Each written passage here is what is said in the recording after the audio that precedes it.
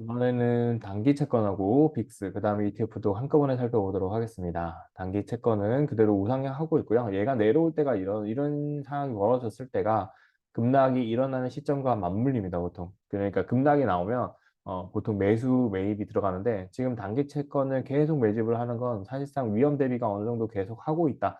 이렇게 봐주시면 될 것 같고요. 우리도 동일하게 지금 시점에서는 코스피가 다시 2,400까지, 코스피 200이, 코스피 같은 경우에는 2,400, 코스피 200 같은 경우는 313까지 올라왔기 때문에, 단기 채권으로 좀 가져가시는 게 지금부터는 필요하다. 그렇게 봐주시면 될 것 같고요.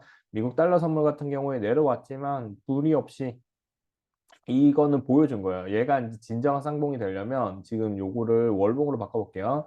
월봉으로 바꾸면 올라갔다 내려온 거잖아요. 다시 한 번 정도 더 올라갔다 와야 돼요. 그러니까 이 두 가지가 나온 것처럼 이거는 금리 인상기에 올라갔다 내려온 거거든요. 요거는 코로나 때 올라갔다 내려온 건데 너무 심각하게 급락이 나오다 보니까 이렇게 짧게 이거보다 더 낮은 수준으로 올라갔다 왔고요. 우리는 검사 키트랑 그런 것들이 잘 방어되다 보니까 많이 안 올라갔다라고 보시면 됩니다. 그러나 이 부분이 여기에요. 그러면은 결국에는 이 부분이 한 번 더 발생 가능하다. 그렇게 보시면서 대응을 해주시면 될 것 같고요. 12,000원까지는 가능하다라고 보시면서 저는 아직도 한 10분의 1, 10분의 2 그 정도 수준으로 그냥 요거를 그냥 보초병 정도 들어가 있는 상태고요. 이제는 조금 더 수량을 늘리는 과정을 언제까지냐면 5월, 6월까지 일어날 거거든요. 그렇게 보시면 될 것 같고요.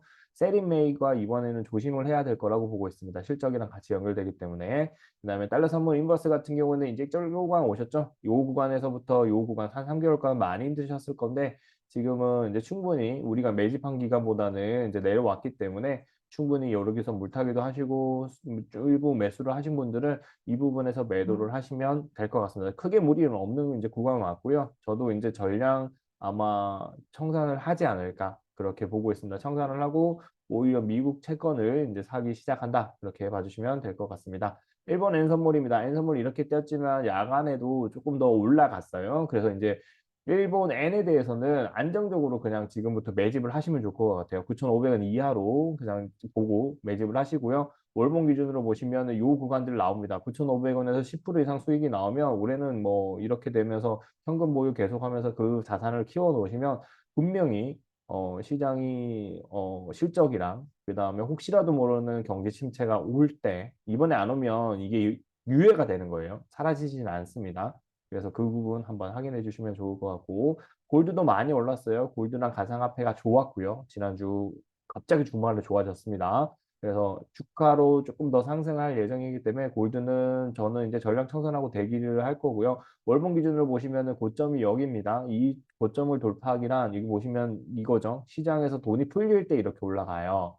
근데 지금 돈이 풀리는 건가요? 줄어드는 건가요? 줄어드는 거에 가깝습니다. 그렇기 때문에 우리는 보수적으로 대응해 주셔야 됩니다. 지금 금리 인상기예요. 금리 인상기에서 인하기가 나올 것 같아가지고 이런 일들이 벌어졌지만 조금 더 조심스럽게 보시면 좋을 것 같고요. S&P 빅스 같은 경우에는 많이 내려왔어요. 그래서 저는 이것도 똑같아요. 위에 있는 달러 단기 채권처럼 10분의 1 정도만 들어가 있는 상태고 지금부터는 적극 이제 적극이라기보다는 이것도 똑같이 4월, 5월 전에 스크래치가 한번 시장이 한번 부러질 거다라고 보고 있기 때문에 매수를 다음 주에 들어갈 예정입니다. 이거보다 더 떨어졌어요. 그래서 기분 좋게 여기서 5,500원 산 거를 지금 사면 평당 5,000 되잖아요. 근데 이게 10분의 1이라고 하면 내려올 때마다 받기가 좋다. 이렇게 봐주시면 되고요.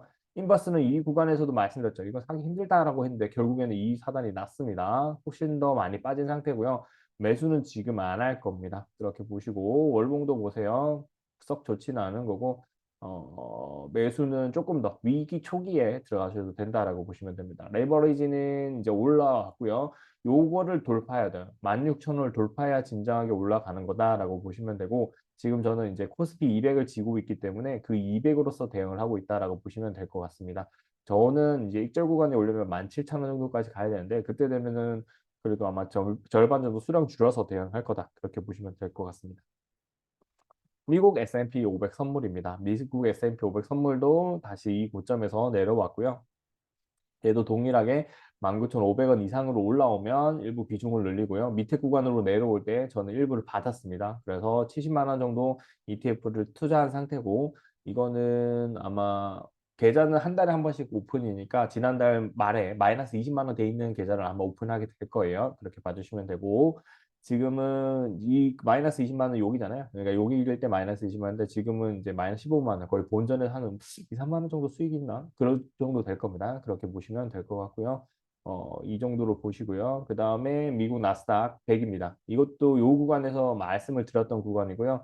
얘가 한 이 정도까지 올라와야 되는데 테슬라가 생각보다 힘을 못 쓰고 있죠. 그게 영향으로 우리가 LG엔솔도 힘들어진 상태다. 그 정도로 보시면 될 것 같고요. 그럼에도 저는 요 구간에서는 9,000원 이하일 때, 9,500원 이하일 때는 그냥 중장기로 가져가셔도 무방하다라고 보시면 돼요. 이건 진짜 계속 내려오잖아요. 얘가 7,000, 8,000 가면 그때부터도 땡큐입니다. 땡큐로 이제 사시면 되고 그게 지금 가격에서 50% 떨어지는 거는 땡큐예요. 그거는 사실상 두 배가 터질 수 있어요. 그렇게 봐주시면 되고 그다음에 차이나 항생입니다. 저는 이제 익절 구간에 들어와서 일부 비중을 줄여서 대응을 하고 있고요. 지금은 얘가 한 번 더 튀어 오를 수 있을 것 같아요. 여기 7,000원 정도까지 튀어 오를 수 있고 그 다음이 캐션 마크입니다.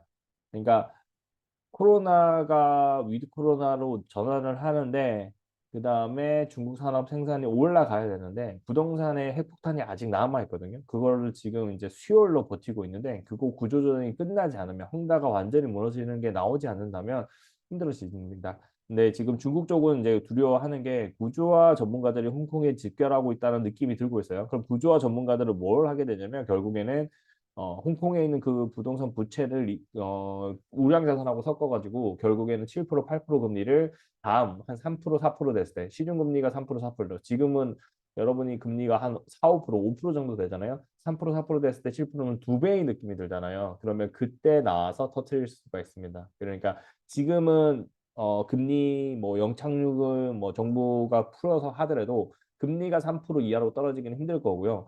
그리고 그 상태가 유지가 되다가 7%짜리 상품이 갑자기 나오면 절대 들어가시면 안 되고 그런 위험들이 발생할 수 있기 때문에 차이나 항상 테크도 조심스럽게 바라본다.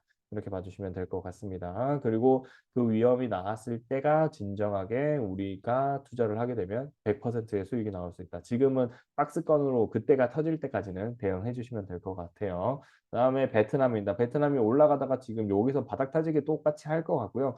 여기가 하나의 저점인데 얘가 밑에 하단의 저점일지 아니면 진짜 최고의 저점일지는 모르겠어요. 저는 모르겠어요. 그 베트남도 결국에 인건비가 올라갈 거고 중국 대용의 역할을 하고 있지만 결국에는 공산국가이기 때문에 기업들의 위험이 조금 있어요. 공산국가에 가지고 있는. 그래서 인도보다 못하다는 그런 이야기가 계속 나오고 있고 그런 면에서 조금은 퇴색되고 있습니다. 그래서 인도 펀드가 많이 상승을 했었는데 그래도 인도 쪽은 이제 살펴보도록 할 거고요.